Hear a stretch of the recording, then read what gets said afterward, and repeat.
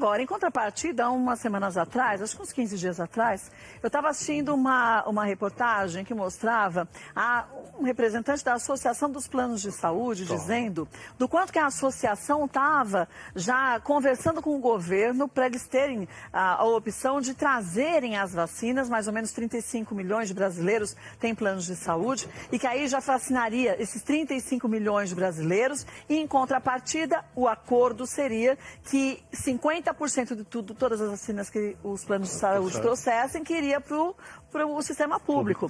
Isso, de fato, foi efetivado ou não, doutor Boulos?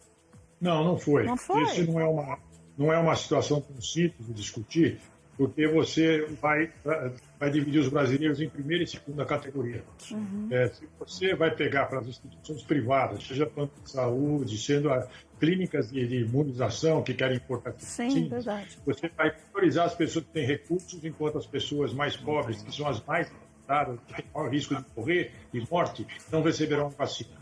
Então, o que esse plano pode fazer, que seria absolutamente adequado, compra 70 milhões de doses e dá o Plano Nacional de Imunizações, que é mais do que nós estamos produzindo aqui, e aí a gente vai distribuir para o Brasil todo e essas pessoas serão vacinadas no tempo oportuno. Isso não demorará muito se vierem esse... Agora, em contrapartida, fazendo o advogado dos dois lados, quanto mais a gente conseguisse, na minha visão, e eu não sou médica, quanto mais a gente conseguisse desafogar esse peso em cima do governo, porque a gente sabe o quanto que é difícil, porque você vai pagar. Tudo bem, se você não paga agora, eu faço um acordo. Mas é muito complexo isso, e a gente vê o mundo inteiro atrás de vacinas também. E uma outra preocupação, né? Se a gente vai vacinar a população com uma vacina, depois, eu não encontro mais aquela vacina, posso fazer a segunda dose com uma outra vacina? Então, não é muito complexo, já que a gente tem por hora só dois tipos de vacinas no Brasil e outros tantos no mundo, mais 3, que a gente poderia estar vacinando e não está, justamente porque os acordos financeiros são complexos, porque fica tudo em cima do governo? Não seria fácil dividir com os planos de saúde e clínicas? O governo tem mais dinheiro que todos os planos de saúde. Eles têm, né? Mas... Se ele não consegue, é por incompetência. Porque verdade. Precisa trazer, sim. Agora, se os planos de saúde estão sendo tão generosos, doa tudo para o Plano Nacional de Imunizações, que as pessoas, nós diminuiríamos muito a nossa carga e vacinaremos as pessoas que mais precisam. Rápido, verdade. Não, e que mais precisam, porque as pessoas que têm plano de saúde são pessoas que têm sua casa para ficar lá, são pessoas que podem evitar aglomerações. Sem saneamento básico. De saúde são as pessoas que vivem na periferia, que não têm casa, ou que quando vive tem 10, 15 pessoas na sua casa. Essas pessoas precisam vacinar. As pessoas que têm plano de saúde devem se vacinar, mas tem menos urgência do que as pessoas que não têm plano de saúde. Eu acho que a gente deve completar a população de um modo geral, não está sendo discriminada quem tem ou quem não tem, todos recebem faixa etária, o grupo de risco, depois vão ser os médicos, professores, etc. e tal, porque a gente teria que ter uma racional que serva para toda a população. Sim. Agora, em relação às vacinas que estão sendo aplicadas, se a pessoa consome, é vacinada na primeira dose com a Coronavac, chega no momento que tem aquele período que ela tem que fazer a segunda dose, tomar a segunda dose. Naquele período não tiver a mesma vacina, ela pode ser vacinada por uma outra ou não? Pode. Inclusive, isso não é de todo indesejável, seria até adequado, porque são vacinas vamos dizer, de gerações distintas, e uma pode potencializar a outra. Se a primeira for a Coronavac, que é melhor, você pode usar a segunda, tanto a vacina da AstraZeneca como as da terceira geração, que são da Pfizer e da Moderna, ou a russa, que também é a segunda geração, porque você deve até estimular mais a imunidade. Interessante, né? Interessantíssimo. Eu queria até fazer uma pergunta, doutora. As pessoas têm perguntado isso muito para a gente diariamente, não só agora, nesse momento. Principalmente falando agora aqui para São Paulo, a gente vê os números crescendo e a média móvel está muito alta, como o senhor falou. As pessoas não estão cumprindo o que elas têm que fazer. Agora, existe a perspectiva, a possibilidade de, por exemplo, hospitais de campanha voltarem? Porque é uma necessidade daqui a pouco, né? É assim, o hospital de campanha ele tem uma utilidade não muito grande nesse momento, porque o que acontece? Nós não estamos com falta de enfermaria, estamos com falta de UTI. O hospital de campanha não fará UTI. Né? O hospital de campanha é para exatamente pegar os casos mais leves ou moderadas, gravidade, sem ser gravidade, para depois, quando fica grave, encaminhar para o hospital maior, o hospital que tem as unidades de UTI. No hospital de campanha, nesse momento, inclusive aqui em São Paulo, houve uma um compromisso do atual prefeito de recuperar os leitos que estavam abandonados em hospitais fixos, que é melhor, porque você monta uma estrutura que vai permanecer depois da epidemia. Sim. Você põe campanha, você faz e tira, quer dizer, que não fica com a estrutura de saúde da... Agora, se houver uma enchente de casos muito grande, aí vai precisar. Mas nós não estamos exatamente com falta de enfermaria, estamos com falta de UTI. Como eu referi anteriormente, os casos estão muito mais graves. Então, a UTI que tem lotado mais do que as enfermarias. Então a gente pode ter, em pouco tempo, um grande caos. Um colapso. Porque a gente poderia um colapso, porque a gente diria assim, olha, então vamos voltar, porque não deviam nem ter desmontado, no meu singelo ponto de vista, os hospitais de campanha, vamos voltar. Mas eles não conseguem dar conta na UTI. Então a gente vai ter UTIs sobrecarregadas. E aí o que aconteceu em Manaus, que a gente viu que foi triste demais, terrível, gente. Os profissionais da área de saúde tendo que escolher quem vai para o oxigênio e quem morre sem respirar. Quer dizer, é uma calamidade que pode ser evitada, né, doutor Boulos? Isso aconteceu em Araraquara também, aconteceu em Bauru, Jaú. Todos esses lugares você está acontecendo isso exatamente. Você tem um número de casos maior do que a possibilidade de atendimento deles. Isso que deu o desespero do prefeito de Araraquara por causa disso. E isso é verdade, é real. E é uma perspectiva que nós não estamos vendo muito distante na maior parte das cidades do estado. E na cidade de São Paulo, isso pode acontecer nos próximos 30 dias, vamos dizer? Eu não te diria, pode ser 30 dias, pode ser, porque o que está acontecendo é que está aumentando. Se aumentar no nível, veja... Nessa proporção, assim, né? Não, aí não tem jeito, aí talvez 2 semanas não dá mais, né? Mas o governo vai precisar tomar medidas, eu creio que amanhã ele deverá anunciar medidas mais restritivas para evitar que as pessoas se aglomerem e que se infectem mais. Então quer dizer que a partir de amanhã talvez a gente volte na cidade de São Paulo para a fase vermelha.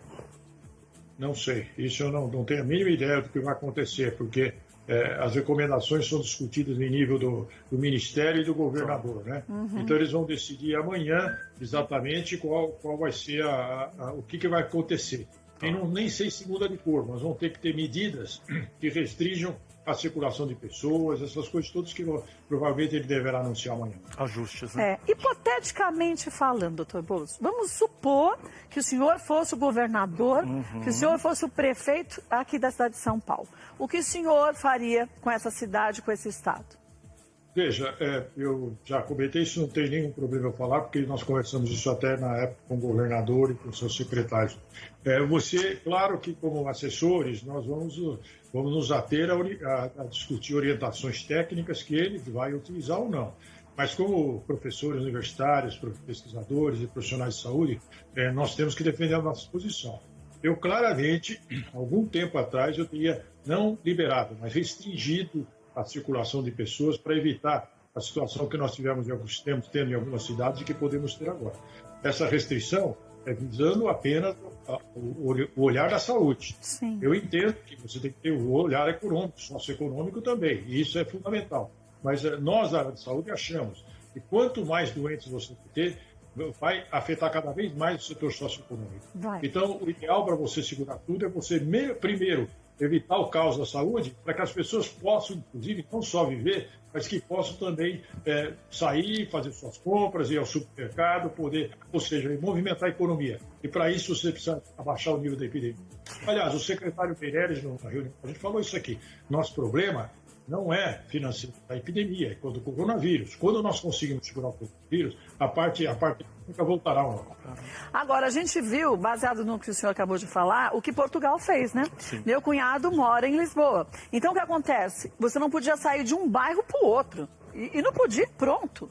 Claro, é uma cidade muito menor, um país muito menor, mas você não tinha acessos, os acessos foram fechados. Para você sair do seu bairro, e ele vende doces, então ele tinha que entregar em alguns locais, ele tinha que ter uma carteirinha com horário que ele apresentava para os policiais. Olha, estou no meu horário, eu posso ir. E tem que voltar no horário certo. Aqui no Brasil, de uma forma geral, pelo tamanho que a gente tem um país que é um continente, não dá para a gente fazer esse comparativo. Até o estado de São Paulo, mesmo a cidade de São Paulo. Então é difícil a gente conseguir olhar para um país que consegue fazer isso e tentar jogar isso para o Brasil numa situação completamente diferente. Outra realidade, e numa outra realidade geral, tanto de acomodações como também de economia, né?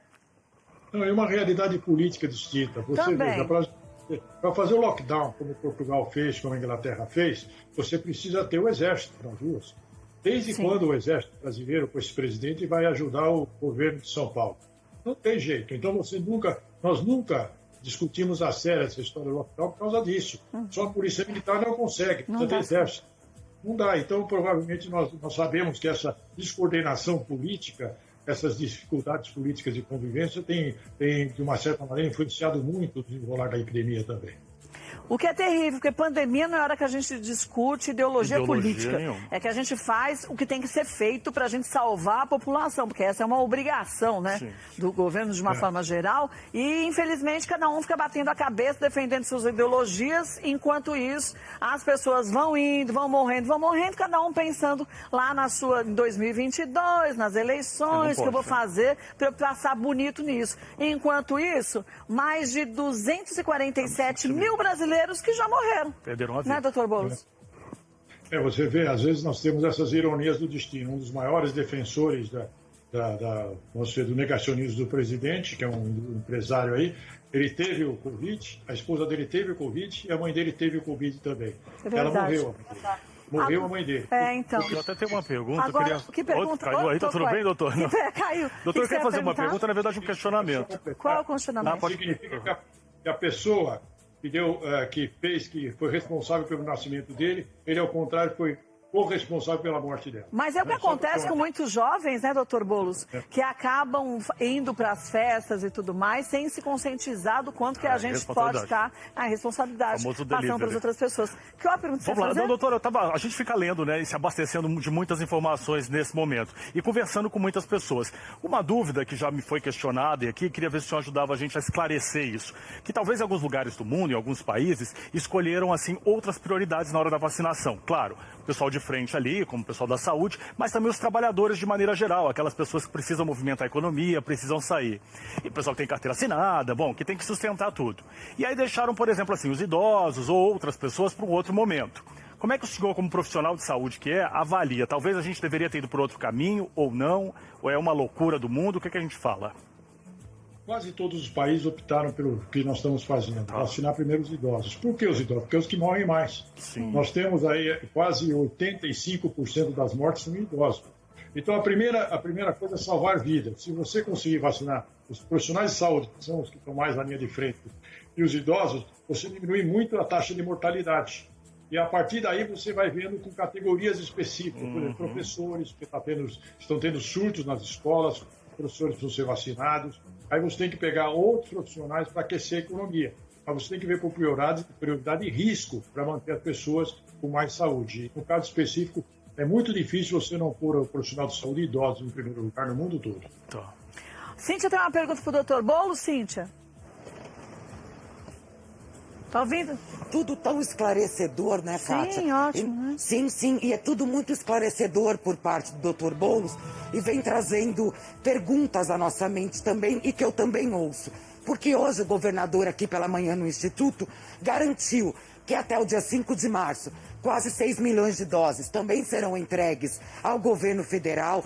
Até agosto, segundo o responsável pelo Instituto, 100 milhões de doses. Então a gente começa a imaginar esse número grande. Na visão do Dr. Boulos, existe um caminho, uma luz, por menor que seja, mas que pela experiência dele, poderíamos adotar como medida para ter um número maior de vacinados num menor espaço de tempo? Precisa comprar mais vacina. Não tem jeito, né? Precisa comprar mais vacina. O Butantan vai oferecer 100 milhões de doses, que vão dar para 50 milhões de pessoas no Brasil. E os outros 150 milhões de brasileiros, né? Faltam 150 milhões de brasileiros, nós somos mais 300 milhões de doses. Então. Provavelmente a AstraZeneca até agora vai dar nesse momento deve estar falando em 10, 20 milhões de doses, mas ainda é muito pouco. Nós precisamos entrar na concorrência internacional e trazer mais vacinas. O Sputnik V, que é a vacina da Rússia, ela vem com um bom perfil de imunidade, é de segunda geração, muito boa, e parece que estão oferecendo para o Brasil 50 milhões de doses. Isso seria um acréscimo muito importante. Então, isso a gente precisa entrar em negociação, parar de fazer, não vou negociar. Picuinha. Precisa comprar. A vida do povo que está aí. As pessoas que elegeram esses mandatários que estão morrendo. Então, eles precisam comprar essas vacinas. seja da Sputnik, se vier da Pfizer, bom, se vier da Moderna, melhor ainda, que são de terceira geração. A da Pfizer é um pouco mais complicada, porque necessita de uma rede de frio muito forte, aqui de menos 80 graus, e nós não temos essa rede pelo país todo, ficaria só em poucos lugares. Agora, a da Moderna, a vacina é muito boa, muito mais cara, mas ela imuniza muito mais e você aumentaria nosso plantel aqui de vacina. Né? A única saída, eu acho, que a gente tem de imediato é as pessoas se conscientizarem de vez. Que, gente, a vontade da gente é de sair correndo, é você ir lá abraçar as pessoas, mas não dá. Então vamos parar de ser infantil, vamos fazer o que tem que ser feito. É hora de você não ficar se aglomerando. Vai sair para trabalhar? Claro, eu também saio, todo mundo sai. Mas a gente se conscientizar que não é hora de ir para festa, não é pra gente depois se sentir culpado, porque eu vi um dia desses, um relato de um rapaz que foi para uma festa, quando ele voltou depois de uns dias, a mãe pegou Covid, os tios e o irmão. O irmão se salvou. Os tios e a mãe e o pai morreram. Perdeu a família toda. Então, perdeu a família inteira. Pra que você ficar com uma carga dessa, gente? Depois a gente sai, depois a gente viaja. A vacina vai chegar? Uma hora vai. Mas será que a gente vai estar aqui para poder estar até usufruindo da vacina e continuar com a vida? Então, a única certeza que a gente tem para o momento é o distanciamento social, é o isolamento, sai para trabalhar com máscara, com álcool gel. Mas os ônibus são lotados, os trens são lotados. São, então, usa a máscara direitinho. Cuida, né? Não fica passando a mão depois na máscara, tentando arrumar. A máscara tem que ser muito bem colada, grudada no rosto, né, doutor Boulos? Porque assim a gente consegue até discutir a chegada da vacina, mas a gente evitando correr esse risco tão grande que a gente está correndo todos os dias, né?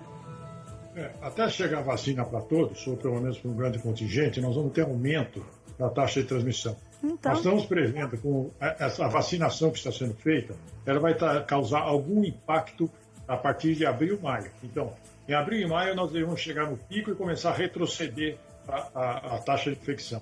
Até lá, até depois disso, nós temos que tomar todos os cuidados possíveis. Só quando nós tivermos a imunidade de rebanho, que você falou em 70%, 70%, 80%, é que nós estaremos, de uma certa maneira, tranquilos com relação a isso. Talvez aí nós possamos até tirar a máscara. Mas isso, na sua opinião, pode ser que aconteça se todo mundo fizer, o governo fizer a coisa certa e as pessoas também? Mais ou menos setembro, outubro? Por aí. Por aí, né? Setembro, novembro, por aí, fim do ano. Fim do ano. Obrigada mais uma vez, doutor Boulos. Parabéns pelo trabalho.